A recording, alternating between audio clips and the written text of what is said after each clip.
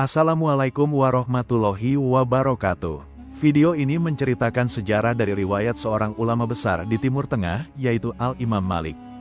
Sebelum bercerita tentang sejarah Imam Malik, saya ingin berterima kasih kepada seluruh penonton yang sudah menekan tombol subscribe.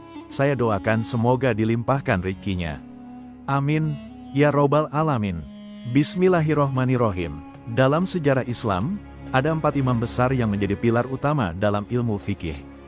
Salah satunya adalah Imam Malik bin Anas, seorang ulama besar dari Madinah yang dikenal dengan keteguhan, kehati-hatian, dan kecintaannya terhadap sunnah Rasulullah. Inilah kisah lengkap tentang Imam Malik, pendiri mazhab Maliki. Nama lengkap beliau adalah Malik bin Anas bin Malik bin Abi Amir al-Asbahi al-Madani. Beliau berasal dari kabilah Asbah, bagian dari suku Arab Yaman yang kemudian menetap di Madinah.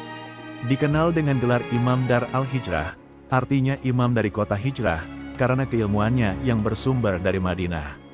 Imam Malik lahir di Madinah pada tahun 93 Hijriah, sekitar 711 Masehi, dan wafat di kota yang sama pada tahun 179 Hijriah atau 795 Masehi. Beliau dimakamkan di pemakaman Baqi al-Gharqad, berdekatan dengan para sahabat Rasulullah.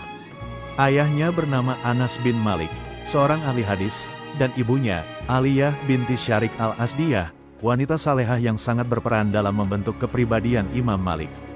Ibunya lah yang pertama kali mendorongnya menuntut ilmu dan bahkan menyiapkan pakaian khusus agar tampak sopan di hadapan para ulama. Imam Malik memiliki beberapa anak, di antaranya Yahya bin Malik dan Fatimah binti Malik. Keturunannya dikenal menjaga tradisi keilmuan dan akhlak yang diwariskan oleh beliau. Sejak kecil, Imam Malik tumbuh di lingkungan ilmu. Beliau dikenal memiliki daya ingat yang luar biasa dan kecintaan mendalam terhadap hadis. Dikisahkan, beliau lebih memilih belajar daripada bermain, dan selalu berhati-hati dalam berbicara. Ketika dewasa, sifat tenang dan wibawanya membuat banyak orang segan dan menghormatinya. Imam Malik menuntut ilmu di Madinah, pusat ilmu Islam pada masa itu. Di antara guru-gurunya yang terkenal adalah Nafi, Maula Ibnu Umar, perawi hadis dari sahabat Abdullah bin Umar. Ibnu Syihab Az-Zuhri, ahli hadis dan sejarah. Rabi'ah ar-Ro'ai, ahli fikih Madinah. Yahya bin Said al-Ansari, ahli hadis terkemuka. Beliau belajar dari lebih dari 900 ulama, baik dari kalangan tabi'in maupun tabi'ut tabi'in. Nasab keilmuan Imam Malik bersambung langsung kepada para sahabat Rasulullah melalui guru-gurunya di Madinah. Jalur ini dikenal sebagai Madrasah Ahlul Hadis, yang menekankan pentingnya hadis dan amal penduduk Madinah sebagai sumber hukum Islam. Karya terbesar Imam Malik adalah Al-Muwatta, kitab hadis dan fikih yang menjadi rujukan utama dalam mazhab Maliki.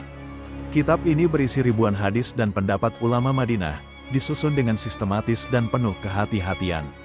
Kitab ini menjadi salah satu karya ilmiah paling berpengaruh dalam sejarah Islam. Mazhab Maliki berkembang luas di wilayah Hijaz, Afrika Utara, Andalusia, dan Afrika Barat. Hingga kini, mazhab ini masih menjadi mazhab resmi di banyak negara seperti Maroko, Aljazair, Tunisia, dan sebagian wilayah Afrika Barat. Beberapa murid terkenal Imam Malik antara lain Imam Asy-Syafi'i, pendiri mazhab Syafi'i, Abdullah bin Wah, ahli hadis Mesir, Yahya bin Yahya al-Laitsi, penyebar mazhab Maliki di Andalusia. Para pengikutnya berasal dari berbagai wilayah, membawa ajaran Imam Malik ke seluruh dunia Islam. Imam Malik dikenal sangat menjaga kehormatan ilmu. Beliau gemar membaca, menulis, dan berdiskusi ilmiah. Setiap kali mengajar hadis, beliau mengenakan pakaian terbaik dan berwudu terlebih dahulu, sebagai bentuk penghormatan terhadap ilmu Rasulullah.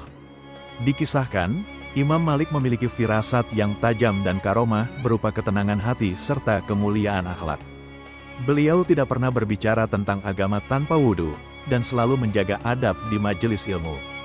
Banyak ulama memuji keteguhan dan keikhlasannya dalam menegakkan kebenaran.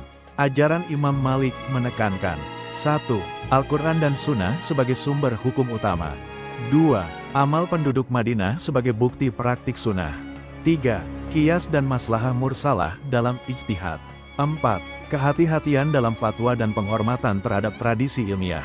Imam Malik bin Anas bukan hanya seorang ulama besar, tetapi juga simbol keteguhan dan kehormatan ilmu. Warisannya terus hidup dalam mazhab Maliki dan dalam hati jutaan umat Islam di seluruh dunia. Suara lembut dan bijaknya masih bergema dalam setiap majelis ilmu hingga hari ini. Begitu akhir cerita dari sejarah Imam Malik. Semoga bermanfaat bagi kita semua. Amin ya robbal alamin. Wallahu alam bisawab. Wassalamualaikum warahmatullahi wabarakatuh.